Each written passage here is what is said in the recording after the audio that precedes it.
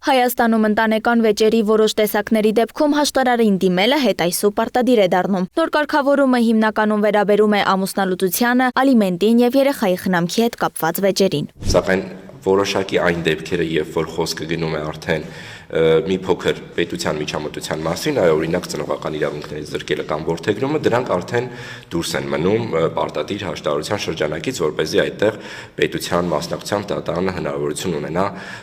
վերջնական վճիռ կայացնելու։ Դատական տվյալների վիճակագրության համաձայն 2022-ից 24 թվականների ընթացքում տարեկան մոտ 3000 ամուսնական ընտանեկան վեճ է քննվում դատարանում։ Նոր համակարգի նպատակն է ապահովել ընտանեկան վեճերի խաղաղ եւ արդյունավետ լուծում, նվազեցնելով ծանրաբեռնվածությունը դատարաններում։ Նպատակը այն է, որ բոլոր վեճերով էլ, որոնք որ գնում են հաշտարարության, հնարավոր լինի կայացնել հաշտության համաձայնություն եւ բոլորն էլ իրականում լուծվեն այդպես եւ այլևս չծանրաբեռնեն դատական համակարգը, հաջորդ փուլ չանցնեն։ Անդրադառնալով մարզերում հաշտարարների աշխատանքի կազմակերպման հարցին, հաշտարարների ինքնակարգավորող խորհրդի նախագահ Գայանե Դեմիրճյանը նշեց, որ հաշտարարության համակարգի կարևոր առավելություններից մեկն է հեռավար հաշտարարության հնարավորությունը, որը թույլ է տալիս ծառայություններ մատուցել նաև մարզային բնակավայրերում։ Եթե հաշտարարի ծանրաբեռնվածությունը, մշտապես գործող հաշտարարի ծանրաբեռնվածություն թույլ չտա այլ գործեր վերցնել, ապա հեռավար հաշտարարություն իրականացնելու միջոցով այս խնդիրը կկարողանանք կարգավորել։ Ինչպես նաև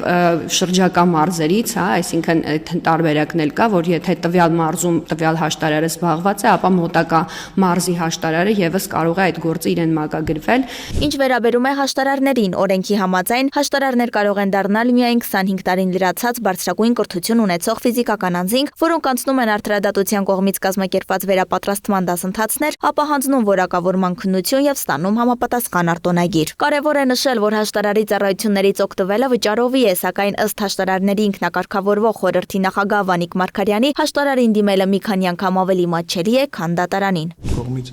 կոնկրետ պարտադիր հաշտարարության դեպքում հաստատված հակագին կա, որը որ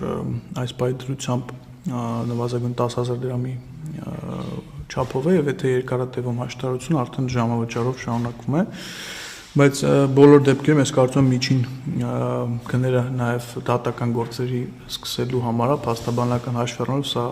էականորեն ցածր ծախս է եւ պետք է որ խոչընդոտ չլինի։ Պարտադիր հաշտարարությունը վերաբերելու է միայն 7 տեսակի գործերի։ Այն ուժի մեջ կմտնի հուլիսի 1-ից։ Ռիտա Մնացականյան, Free News, Ազատ լուրեր։